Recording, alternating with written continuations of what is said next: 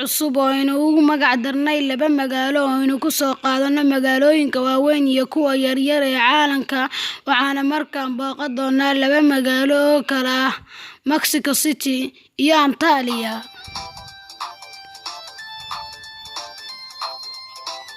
Mexico City waa caasimadda dalka Mexico iyo magaalada ugu dadka badan Waqooyiga Ameerika, waxaana dadka ku nool lagu qiyaasaa 22 milyan. Waxaana ka mid ah 22 milyan ninka ugu taajirsan Mexico ee Carlos Slim, waxaana iska dhaleen waalidiin ka soo jeeda dalka Lubnaan. Mexico City waa mid ka mid ah magaalooyinka ugu qadiimsan dalka dalxiiska iyo xitaa dhanka dhaqaalaha, oo sanadkii tagay wuxuu GDP-geedu gaaray $411 bilyan oo dollar, balse tani kama dhigna inay ka mid tahay 10 magaalo oo ugu hodansan caalamka oo dhankaas waxay ku ardamaan sida Tokyo, New York City, Los Angeles iyo London, Paris, Osaka, Chicago, Moscow iyo magaalada leh dekedda ugu weyn caalamka ee Shanghai. Mexico City waxay aasaasatay waqtigii Imbiladoreedii Aztec, mar dambena waxay ka mid noqotay caasimadihii ugu waaweynaa Ameerika ee uu ku lahaa gumaysigii Isbaanishka.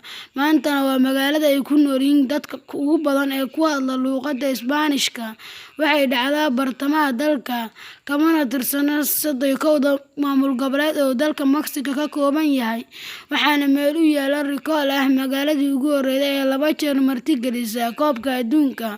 Waxaana magaaladan lagu qabtay finaalkii Koobka Adduunka ee 1970 iyo ciyaartii kama dambaysta ee Koobka Adduunka ee la qabtay 1986.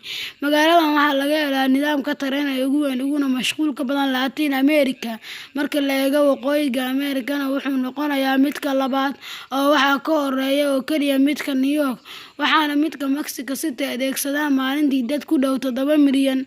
Mexico City waxay ka mid tahay magaalooyinka ugu qadiimsan Waqooyiga Ameerika, waxaana asaaskeeda laga joogaa ku dhawaad 700 oo sano, wuxuuna magaceedii hore ahaa Tenochtitlan.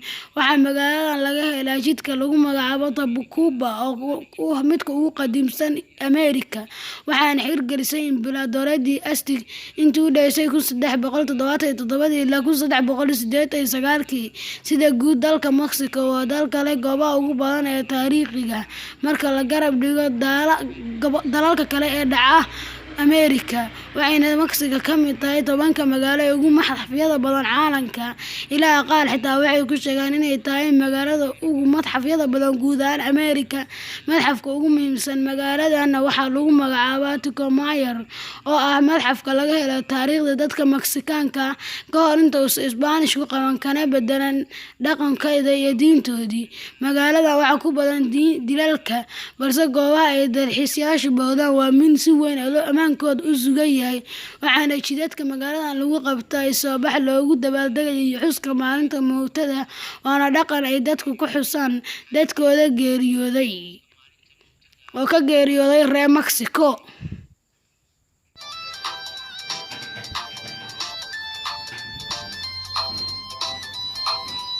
Antalya waa caasimadda gobolka Antalya, waxayna dhacdaa koonfur galbeed Turkiga, waana magaalada ugu weyn ee dhacday xeebta dalxiiska ku macaan ee badda Mediterranean-ka, waxaana ku nool dad gaaraya 2 milyan. Markii ugu horreysay dadka deganna waxaa lagu sheegaa 200 oo sano ka hor taariikhda miilaadiga, waxayna hoos tagtay xukunkii Roomaanka. Intii ku hoos jirtana xukunkii Roomaanka, magaaladan waxay samaysay horumarro kala duwan, waxayna yeelatay goobo maanta ah taariikhi si weyn loo booqdo. Sidoo kale way ballaaratay, horumarna ayay samaysay intay ka talinayeen Cismaaniyiinta, waxayna la sii jaanqaaday isbeddelkii ka noqday Turkiga ee lagu yeelay Jamhuuriyadda Turkiga ee maanta jirta. Haatan magaalada Antalya dhaqaale ahaan waxay ku tiirsan tahay dalxiiska, ganacsiga iyo dhanka wax soo saarka beeraha, laakiin si weyn waxay ugu tiirsan tahay dhanka dalxiiska oo sanadkii waxay martigelisaa dalxiisayaal gaaraya 12 milyan, waxayna leedahay goobo badan oo ku wanaagsan dalxiiska isla markaana ay dadku booqdaan sida meesha goobaha ugu badan ee taariikhiga laga laga helo ee ah magaalada qaybteeda qadiimka ah ee lagu magacaabo Kiliisi ama magaalada qadiimka ah. Meelaha kalena waxaa ka mid ah Madxafka Antalya, Albaabka Hadrian iyo Aspendos oo ah goob taariikhi ah ama tiyaatar Roomaan ah. Xeebaha ugu caansan waxaa ka mid ah Malta oo dadka booqda sidoo kalena arkaya buuraha Taurus. Xeebta kale ee la xusi karana waa xeebta bacaadka ee Lala. Waxaa jirta goob ay aad u xiiseeyaan dalxiisayaasha isla markaana dabku ka shidan yahay 24 saac, lamana oga sirta ka dambeysa dabka iska shidan. Xawdka Antalya waa mid ka mid ah meelaha uu dadka ku soo jiita dalxiisayaasha, waxaana laga helaa noocyada kala duwan ee kalluunka, waxaana u dhow yahay xeebta aan xusnay ee Konyaalti.